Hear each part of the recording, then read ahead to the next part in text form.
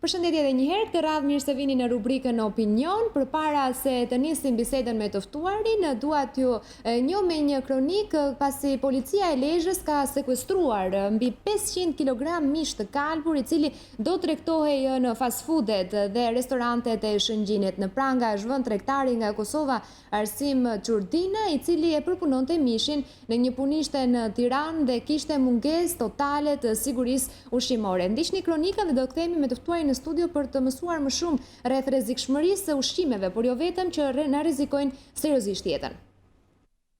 Mbi një gjysmë toni mishi kalbur është sekuestruar nga policia e Lezhës.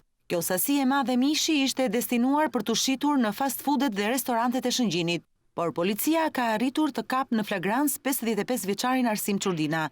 528 kg e produkteve të mishit të sekuestruara përpunoheshin në një fabrik në Tiranë në mënyrë të jashtëligjshme dhe në një ambient në mungesë totale të sigurisë ushqimore. Edhe në pikën e tregtimit në Shëngjin, policia ka konstatuar po të njëjtat kushte higjieno-sanitare dhe të mirëmbajtjes së mishit që kanë vënë në rrezik shëndetin e qytetarëve. Tregtari nga Kosova i shiste këto produkte dhe pa faturë tatimore duke fshehur të ardhurat. Arrestimi i 55 vjeçarit u bë pas një pune të mirëfillt hetimore nga seksioni i krimit ekonomik në bashkëpunim me prokurorinë e Lezhës, ndërkohë që vijojnë hetimet për dokumentimin e plotë të këtij aktiviteti kriminal për të gjithë subjektet tregtare dhe personat e tjerë që mund të jenë përfshirë në të.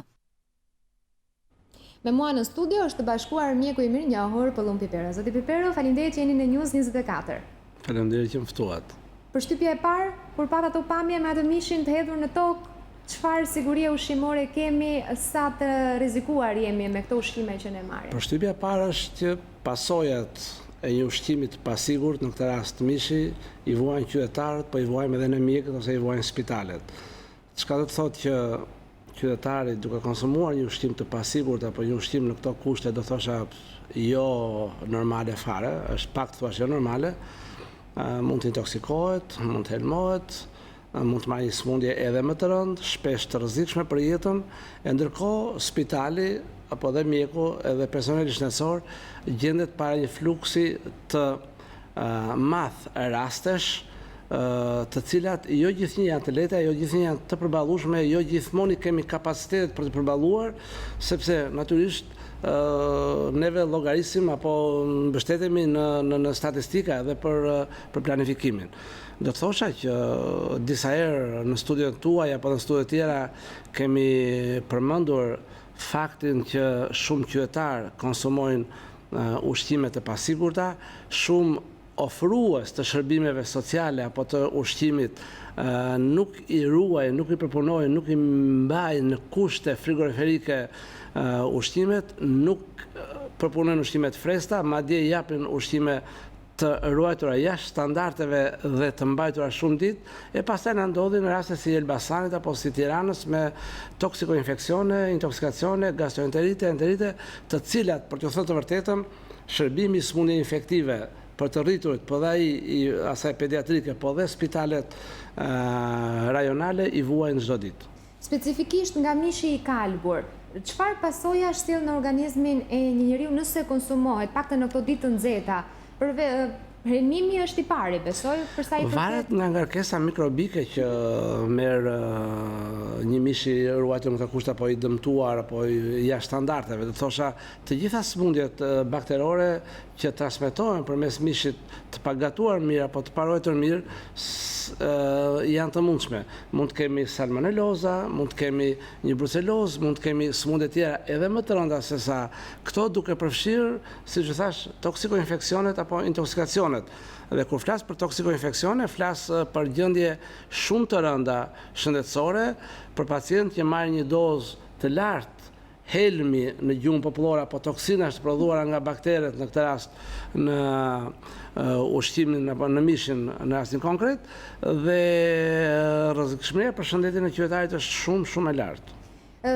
Për të kaluar te një specifik tjetër, siç është uji i depozitave në terracat e pallateve, të gjithë kemi nga një depozit, nëse nuk janë pompat e vendosura siç duhet në fakt. A kemi rrezik nga depozitat, nga uji që vjen në çezmat tona, nga këto depozitat të cilat në vetvete mbartin ujin për një kohë teje të gjatë, janë vëlla marine, nuk janë ose mund të jenë plastike, nga ato të plastikës blu. Çfarë probleme sjellin për shëndetin, për ujin që ne konsumojmë? Unë, apo kolektivi jemi klinicistë dhe nuk e kemi kaq të lehtë të hyjmë në kompetencat e institucioneve të tjera, por nisu nga eksperienca natyrisht e gjatë në fushën e shëndetësisë, do të thosha që depozita në vetvete nuk sjell dëm apo nuk përmarr rrezik. Depozita përmarr rrezik në rast se në të vete ujë ndotur dhe duke qenë ujë ndotur dhe për ujin që kontaminohet. Pra duke vajtur ujë ndotur dhe i ndenjur në depozit, natyrisht që rreziku është i shumëfisht. E njëjta histori si me ushqimet e ruajtura në kushte jo të mira, do thosha jashtë frigoriferit, pa përpunuarat, jo të freskëta, ndodh edhe me ujë kur është i ndotur. Përgjithsisht uji ndotet kur bie në kontakt me ujërat e zeza apo me materialet fekale dhe në këtë rast do thosha të gjitha sëmundjet, një pjesë e madhe e sëmundjeve infektive, qoftë me natyrë virale, qoftë me natyrë bakterore, është e mundur të transmetohet përmes këtij uji të ruajtur, do thosha në depozita të amortizuara, por dhe të furnizuara me ujë të sigurt. Po me ujë që është me klor, doktor, çfarë ndikon në organizmin e secilit? Ne shohim për shembull, personalisht shohim enët kur i lajm e kanë atë pjesën që mbeten nëse nuk i fshin mirë, mbeten me si me vinjolla të bardha për shembull. Ky klor që kalcifikohet në fakt edhe tek rubinetat e çezmave tona, çfarë i bën organizmit ton? Klori nuk shkakton asnjë dëm në organizëm, nuk duhet kemi frikë. Klori është masa më e mirë e sigurisë për të pasur ujë, do të thosha, ndoshta nuk është i shëndetshëm, jo prej klorit, po është i konsumueshëm, patjetër. Kur të flas nuk është i shëndetshëm, nuk flas për arsye të klorit, flas për arsye të burimit të resortit nga vjen, por një ujë i përpunuar me klor, qoftë ndonjëherë edhe në doza më të larta se sa të rekomanduarat, është ujë i sigurt dhe nuk duhet kemi frikë nga klori. Përkundrazi, duhet kërkojmë që klor të ketë neve në gjuhën mjekësore apo në gjuhën e higjienës e quajmë klor rezidual, pra klor mbetës. Uji duhet ketë do e mos klor mbetës kur vjen këtë çesma jon që të jetë i sigurt. E qartë. Mirë, po përsa i përket larjes perimeve, cilat janë ato këshillat për të shmangur rrezikshmërinë, bakteret, viruset që mund vinë mbase, virozat që mund vinë nga problemi i ushqimeve të palara, specifikisht sallatat, për shembull, që duan një kujdes më të veçantë, apo janë disa perime të cilat duhen pasur më shumë kujdes në larje. A shkaktojnë probleme me organizmin? Unë për thënë vërtetën isha përgatitur të dëgjoja pyetje të cilat kanë të bëjnë me praktikën tonë të përditshme klinike, me të smurët që kemi. Po patjetër dhe natyrisht. Por t'ia shpjeguar dhe pak publikut se cilat janë ato probleme që ne i hasim për ditë. Dua t'ju them që në rast se ne nuk kemi kujdes në jetën e përditshme me atë që konsumojmë, pra me ushqimin dhe me ujin apo me higjienën personale, dhe këto kanë të bëjë që nga larja e duarve disa herë në ditë me ujë të bollshëm me sapun deri tek proponimi me kujdes i ushqimeve, veçanërisht atyre që duan nxjerrje apo pjekje, por kujdesi më të madh krahas duarve duhet ta kemi me frutat, zarzavatet dhe perimet që konsumohen të freskëta, të cilat duhet do e mos të lahen mirë me ujë, shpesh ne këshillojmë të lahen dhe me sapun, me ujë dhe me sapun, po me ujë të rrjedhshëm gjithmonë, sepse duke u vaditur me ujë të rezervuarve, i cili përgjithsisht është i ndotur, ka dhe pleje pa diskutim, të gjitha mikrobet, të gjitha bakteret apo viruset të ndryshme mund të transmetohen edhe përmes zarzavateve, frutave apo perimeve të papërpunuara mirë, të palara, sepse ne konsumojmë përgjithsisht freskëta, veçanërisht sallatat.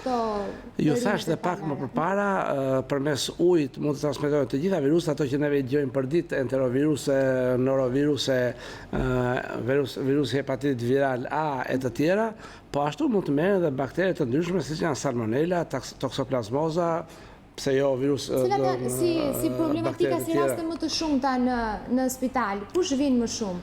Po neve pothuajse çdo ditë në klinikën e sëmundjeve infektive paraqiten mbi 120 apo 130 raste, edhe dje ka pasur mbi 130 raste në urgjencën e sëmundjeve infektive, pjesa më e madhe e cilave ka qenë gastroenterite apo ato që neve i quajmë intoksikacione ushqimore apo dhe enterite, çka do të thotë janë kryesisht problematika shëndetësore që lidhen me ushqimin, me ujin, pse jo dhe me ujin e pishinave. Një pjesë e madhe e tyre frekuentojnë pishinat publike apo private. Në opinionin tim, kujdesi për të ruajtur standardet e pishinave ka rënë shumë dhe neve kemi mjaft enteroviroza veçanërisht në qytetarë shqiptarë që jetojnë jashtë. Para disa ditësh kemi pasur një rast nga Londra, fjala vjen, një vajzë të re. Por kemi mjaft enteroviroza që merren kryesisht, në opinionin tim, nga uji i pishinave apo nga uji i pishëm që përdorim çdo ditë. Pra, po kështu kemi mjaft raste me enterite, gastroenterite apo toksikoinfeksione që vijnë nga konsumimi i ushqimeve të papërpunuara mirë. Kemi mjaft raste me gjendje febrile që janë përpasojë e këtyre infeksioneve, sepse përgjithsisht i konsiderojmë të lehta, por nuk janë të lehta.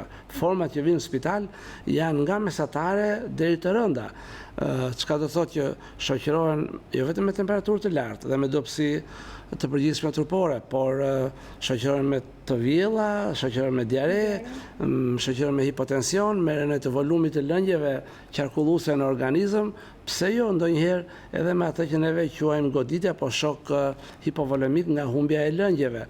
Ndaj krahas këshillave që japim për të konsumuar ushqim dhe ujë të sigurt, do të thosha është shumë e rëndësishme që në këtë situatë, krahas kushteve të jashtëzakonshme të nxehta, do thosha të motit, një ushqim apo ujë i pasigurt mundëson kërcënimin e shëndetit të qytetarëve, ndaj do t'ju thosha, do t'ju këshilloja përmes televizionit tuaj, në rast se hanë një drekë jashtë shtëpisë, qoftë edhe në shtëpi, shkojnë në një dasëm, shkojnë në një event tjetër, në ditëlindje dhe mbas saj kanë shqetësime siç janë të përzjera, të vjella, temperatura, duhet mos të referohen tek mjeku i familjes në lagje, pse jo dhe në spital, por mbasi të kaloj të thosha atë filtrin e mjekut të familjes apo të ambulancës së lagjes, në mënyrë që rastet që ka nevojë për spital të vinë në spital, duke mos mbingarkuar në mënyrë fiktive, do të thosha urgjencat e spitaleve rajonale, por në këtë rast të spitalit Tiranës, sepse edhe aty vi për plasë, mua më vjen keq të vinë nga spitali i Durrësit një intoksikacion, nuk ka sens të vinë nga spitali i Durrësit një intoksikacion, apo të vinë një hepatit, pra të vinë raste që mund të trajtohen shumë mirë në për spitalet rajonale. Të pyes pak, doktor, numri 130, pak të marrim rastin e ditës së djeshme, është një numër normal për këtë stin që jemi, apo është një numër i shtuar? Nuk është normal. Nuk është normal sepse në dienën time Ministria e Shëndetësisë ka marrë shumë masa duke vënë qendra shëndetësore pranë plazheve dhe ato e kanë kufizuar çik fluksin, për të thënë të vërtetën. Ka poliklinika, ka spitale, pra nuk është normale që në një qendër spitalore universitare terciare të vinë 130 raste, 140 raste, 160 raste kemi pasur në një roje ku janë 2 mjek. Bile do thosha një mjek edhe një ndoshta shpesh një specializant i viteve të fundit që bën roje, pra është mbi ngarkesë dhe të paktën opinioni im dhe opinioni i kolegëve të mi është që mjaft raste natyrisht që nuk duhet të referohen aty dhe nuk duhet të vinë aty. Nuk është normale që të vinë 10 kafshime nga qeni në natë, fjala vjen në spitalin infektiv për të bërë një serum antitetanik, ndërkohë që krahas këtij vjen tetanozi, vjen encefaliti, vjen meningiti, vjen leptospiroza. Këtë vit vetëm në pavionin tim janë 5 raste me leptospirozë, raste mjaft të rënda, dhe një nga ato është në reanimacion ende, pra kemi shumë leptospiroza. Ç'është leptospiroza? Një infeksion që rëndo merret në punojës e bujqësisë apo në këto që shkojnë lahen në rezervuare në mënyrë të pakujdesshme.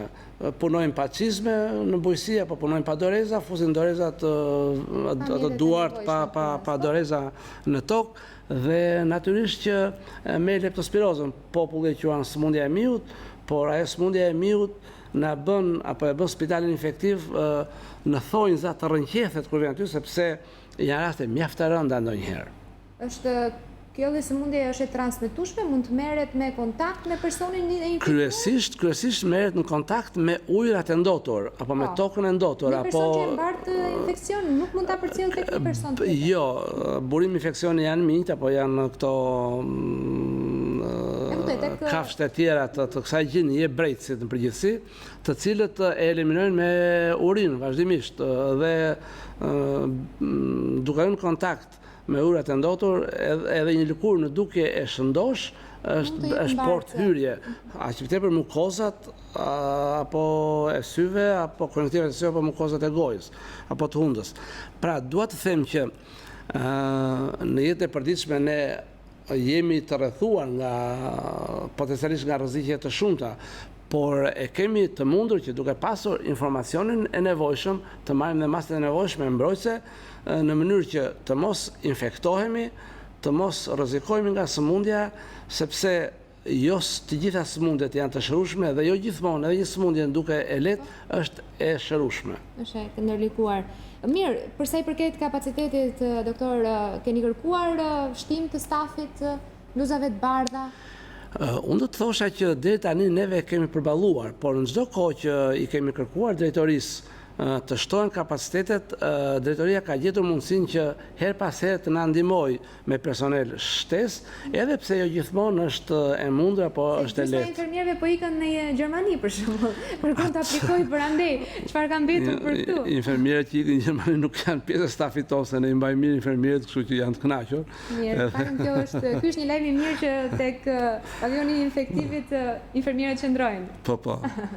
Mirë, doktor, po përsa i përket akullit në lokale, është një temë tetë e diskutueshme dhe që sigurisht edhe atje është vërejtur që ka infeksione që mund të vinë në trupin e njeriut. Çfarë duhet të kemi parasysh për të mos i konsumuar dhe në rast se i konsumojmë këto kuba akulli, çfarë na pret pastaj?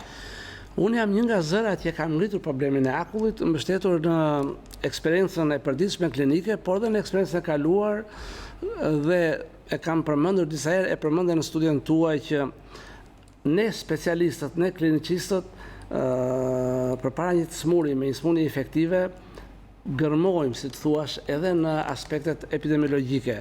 Dhe shpesh nuk gjejmë shkak tjetër të akuzueshëm përpos akullit. Ndaj dhe e kam thënë që i direkt e akuzojmë akullin për një hepatit B, për një enteroviroz, pse jo dhe për një salmoneloz, pra e akuzojmë pa pasur faktet mbi tavolinë. Çka do të thotë që kur një doktor, kur një profesor e hedh një hipotezë të tillë, mjaft institucione fillojnë e lëvizin, siç është siguria ushqimore, kontrolli inspektoratit shëndetësor e të tjera, dhe unë sot mora një informacion që nga ekzaminimet që është bërë te akulli në disa mjedise është konstatuar streptokok fekal. Çka do të thotë? Streptokoku në vetvete, streptokoku fekal nuk shkakton sëmundje, por është indikator për të thënë që uji me cilin prodhohet akulli është i ndotur. Do të thosha që në këtë mjedis apo në referuar këtyre gjetjeve, do e mos autoritetet e kontrollit ushqimor, të kontrollit ujit, inspektoratit shëndetësor, pse jo, mund dhe duhet të tregojnë kujdes edhe vëmendje edhe për kushtet e prodhimit të akullit dhe si serviret ai, sepse është një mjedis, do thosha, mjaft i mirë për të ruajtur viruset dhe mikrobet për një kohë relativisht të gjatë, dhe duke konsumuar, neve natyrisht mund të infektohemi. E qartë. Mirë, ka edhe një tjetër shqetësim në fakt që vjen nga qytetarët dhe që jo pak ka shkaktuar helmime apo probleme me gjendjen shëndetësore, sidomos intestinale të njerëzve. Qumshi që shitet në rrugë, pra ai që njihet si qumshti i fshatarëve, dhe ai është një burim një shtëpi e infeksioneve që mund të hyjnë në trupin ton në kushte kaq të larta temperaturash? Është një nga produktet ushqimore, do të thosha, që rrezikon më shumë sesa kushdo tjetër shëndetin e qytetarëve duke e marrë në rrugë. Pse them është një nga? Them kështu sepse neve kemi parë çdo ditë ato qytetarët me bicikleta që marrin 10-12 bidona apo me makina 20 bidona me qumësh, me trasta dhe i nxjerrin shesin nëpër rrugët e kryeqytetit, por kjo nuk ndodh vetëm në Tiranë, ndodh pothuajse në gjithë Shqipërinë. Them është më i pasigurt sepse e para nuk e dim kjo lopa e fshatarit është e shëndetshme apo nuk është e shëndetshme, nuk kemi asnjë informacion. E dyta, nuk e dim kjo zonja që e merr lopën i ka duart pa plagë apo i ka duart të shëndosh apo jo. Ajo ena që përdor është e pastër apo nuk është e pastër. Dhe sfundi ky qumshti që vjen me këtë bidonin që sot e sjellin boshtën plot, nesër ne marrim bosh nga qytetarët që konsumojnë, lahet apo s'lahet. E mbi të gjitha kur rri aty në rrugë, sa orë rri aty në rrugë. Neve duhet që këtë qumësht ta zgjejmë në shtëpi. Pra, por qumshtin po e zgjeve në shtëpi mbi 100 gradë, po thuaj se i humbet të gjitha vlerat ushqyese. Pra, edhe nëse e marrim të sigurt nga ana do thosha shëndetësore, pra pa mundësinë e një sëmundje, nga ana e vlerave ushqyese nuk marrim asgjë. Ndaj, neve i këshillojmë të gjithë qytetarët të marrin qumshtin e paketuar, sepse është i pasterizuar. Nuk është i zjerë, por është i pasterizuar. Është i sigurt. Nuk flas për këtë qumshtin tjetër sa vlera ushqimore ka, se nuk është do të kompetenca ime, por është i sigurt nga ana shëndetësore, kështu që unë sinqerisht shumë herë që kam folur i këshilloj qytetarët që të kenë kujdes nga ky lloj qumshti. Unë nuk i them fshatarit të mos e merri lopën dhe të mos e konsumojë qumshtin, patjetër ta merri dhe ta konsumojë se është ushqim shumë i shëndetshëm, sepse është i lopëstia. Por duhet do e mos të marrim masa maksimale që qumshti të jetë i sigurt për të mos u sëmurë, se është ky kontingjenti që na vjen me brucelozë, është ky kontingjenti që na vjen me sëmundje të tjera të cilat shkaktohen apo transmetohen nga qumshti dhe në produktet e tij. Ishte shumë mirë ky sqarimi, doktor, pasi jo të gjithë e çojnë në vëmendje pasi është bërë rutinë marrja e këtij qumshti tek fshatarët, siç quhet, dhe nuk e çojnë në përmend që a janë larduar, se si është mirë lopa. Do thënë janë të gjitha këto sqarime dhe detajet të cilat për gjithë teleshikuesit tanë do të shërbejnë për të kuptuar dhe reflektuar se çfarë fusim në organizëm. Edhe bashkë me qumshin shiten edhe vezë të fshatit. Edhe këto në kova të vogla, doktor, shiten në kushte në diell, mirë që nuk zihejnë vetë aty ose të skuqen nga temperatura. Natyrisht ato neve konsiderojmë vezë freskëta, por unë kur shoh i kovë me 100 vezë, them sa është pularia e këtij fshatari që ka bërë 100 vezë, nuk më duket shumë normale. Sa rrezikshme është një vezë, për shembull, që merret në ato kushte? Pasi helmimet nga veza kemi dëgjuar gjithmonë edhe gjithmonë kujdesemi që veza është burimi i helmimeve të sigurta. Veza e freskët përveç salmonellozës nuk besoj se ka probleme tjera, ndodh që mund të nga veza e freskët e pa përpunuar mirë kur e ham ashtu siç është. Jo, në produkte tjera, në majonezë, në torta. Problemi është kur vezën e përdorin për të bërë akullore, kur e përdorin për të bërë majonezë, kur e përdorin për të bërë ëmbëlsira, aty pastaj fillon historia dhe kalvari i gjatë i mundësisë jo vetëm të marrjes të infeksione, të prezencë e mikrobit apo të bakterit në këto ushqime, po dhe të intoksikacioneve apo toksikoinfeksioneve dhe madje shumë të rënda ndonjëherë. Por kam përshtypjen që veza e fshatarëve është pak më shtrenjtë se ajo ashtu dhe në këto produktet siç janë ëmbëlsirat apo majoneza e tjera, kam përshtypjen që nuk hedhin vezë të freskëta fshati prodhuesit. I kursejnë, marrin nga këto fabrikave. I kursejnë pak, besoj unë. Por është një nga produktet me rrezikshmëri të lartë në rast se nuk e proponojnë mirë, në rast se nuk e trajtojnë mirë. Si sëmundje, si shqetësime, çfarë japin zakonisht? Salmonellozat përgjithsisht nuk dua të përmend emrin tifo, tifo abdominale, sepse nga salmonellozat është, po ne nuk kemi vite që s'kemi raste të tifos, po këto salmonellozat minore që shoqërohen kryesisht me intoksikacione dhe toksikoinfeksione janë prezente pothuajse çdo ditë dhe ne për ato akuzojmë ushqimet e pa trajtuara mirë përgjithsisht apo qumshtin, ujin në produktet e tyre kështu me radhë. Doktor, dhe një pyetje të fundit për meningokokun. Ka marrë jetën një 17 vjeçare e ditët e fundit. Çfarë duhet kemi parasysh? Ku shpreket nga ky virus? Bakteri meningokokut është nga bakteret potencialisht më të rrezikshëm kur shkakton meningitin, veçanërisht kur shkakton meningitin fulminant apo meningokoksemin. Është një sëmundje tejet e rëndë. Ka disa vite që qarkullon vaksina e meningokokut, shumë vende, përfshirë dhe ne nuk e kemi në kalendarin e vaksinimit bazal, rekomandohet për personat që shkojnë, udhtojnë në vende me prevalencë apo incidencë të lartë të meningitit, sepse është sëmundje shumë e rëndë, nuk ka ndonjë këshill si mund të mbrohemi, sepse transmetohet nga spërkat e mbështymës, pra nga kontaktet e afërta përmes ajrit. Përgjithsisht ndodh që tjetë një banor normal në rrugët e sipërme të frymarrjes në hund, për shembull, dhe nuk shkakton sëmundje, dhe kur bie në kontakt me mua që nuk ka mbrojtjen e dur ndaj atij mund të shkaktojë sëmundje, natyrisht jo të gjithë njerëzit janë të rrezikuar, nuk ka vend fare për panik. Rastet me meningit apo me meningokoksemi nga meningokoku janë për fat të mirë mjaft të rralla, por kur janë mjaft të rënda dhe me vdekshmëri shumë të lartë.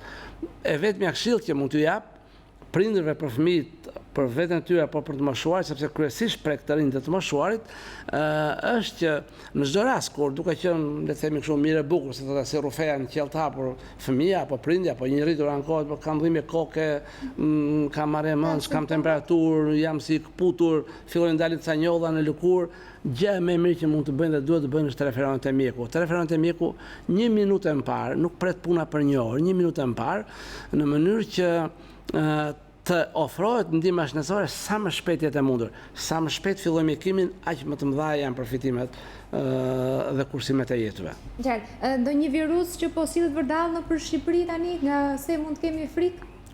Nuk ka ndonjë virus qarkullues të rrezikshëm. Kam dëgjuar, kam pasur disa telefonata nga disa televizione për virusin e Nilit perëndimor, me që ma pyet larg, po ju them që nuk ka ndonjë indikator që të tregoj deri tashti që ka qarkullim të virusit të Nilit perëndimor në Shqipëri. Nuk kemi ndonjë indikator. Ndërkohë mund t'ju them që shërbimi i sëmundjeve infektive prej 3 vjetësh ka fituar të drejtën e pjesëmarrjes në një studim europian për arboviruset, ku hyn edhe virusi i Nilit perëndimor. Neve jemi në vitin e 3, një studim që ka ecur në mënyrë perfekte, do të thosha, dhe ende nuk kemi ndonjë informacion nga Universiteti i Oxfordit që ndonjë nga mostrat ka pasur virusin e Nilit. Pra, unë nuk po them që neve jemi të paprekshëm, por nuk ka asnjë indikator. Pra nuk kemi ndonjë indikator, sepse në radhë parë duhet kemi një konfirmim nga Instituti i Shëndetit Publik që po vektori i virusit qarkullon në Shqipëri. Së dyti duhet kemi një rast e të tjerë me radhë, pra duhet kemi një indicje. Nuk ka asnjë indikator që na tregojë që kemi prezencë aktuale të virusit të Nilit perëndimor, edhe pse thuhet që po qarkullon në Greqi. Unë nuk kam të dhëna të sakta, por thuhet që po qarkullon. Neve nuk kemi nga raportimet e mediave greke të paktën. Nuk doan ka vend për të rritur si thua vëmendjen, vigjilencën, për të rritur alertin, po jo, unë besoj që në rast se këto këmbana kanë rënë për Institutin e Shëndetit Publik për të shikuar nëse qarkullon apo jo vektori i tij në Shqipëri, që janë mushkonja, kështu që, po jo këto të zakonshmet, jo këto që qarkullojnë tek neve, mushkonje veçantë, por nuk kemi asnjë indikator. Sa mushkonja tigër që vjen kështu. Nuk ka vend fare për panik, nuk ka asnjë indikator të dëshmojë se tek ne qarkullon, pra jemi të qetë. Mirë, edhe pyetja e fundit fare, se edhe qytetarët në fakt të shkruajnë për E. colin. Ka ndonjë rrezikshmëri? Escherichia coli është banor i zakonshëm i traktit intestinal të njeriut. Në kushte të veçanta kur bie imuniteti, mund të kthehet në patogjene, dhe nëse kthehet në patogjene është mjaft e vështirë për të mjekuar, sepse është shumë rezistente ndaj antibiotikëve, pasi ajo çdo ditë bie në kontakt me antibiotikë të ndryshëm që neve i marrim me dashje ose pa dashje. Herë nga mjeku, herë i marrim vetë, herë i marrim përmes ushqimeve, pra ajo bie në kontakt dhe si e tillë përgjithsisht është mjaft rezistente. Nuk kam ndonjë këshill të veçantë për t'u thënë qytetarëve, vetëm këshilli në këtë rast do të ishte që të mos konsumojnë antibiotik pa recetën e mjekut dhe për çdo gjë e para, dhe e dyta të kemë kujdes me higjienën personale, sidomos për fëmijët e vegjël. Mirë, unë ju falenderoj shumë, doktor, për gjitha këto detaje, këshilla që përcollët, të nderuar teleshikues, besoj e keni ndjekur edhe atë se çfarë ka thënë doktor Pipero. Gjë e parë që duhet bëni tani kur ne të shkojmë publicitet është për të nisur nga higjiena e duarve për të larë duart tuaja. Faleminderit doktor që ishit në News 24. Faleminderit juve. Faleminderit dhe juve, shihemi pas pak.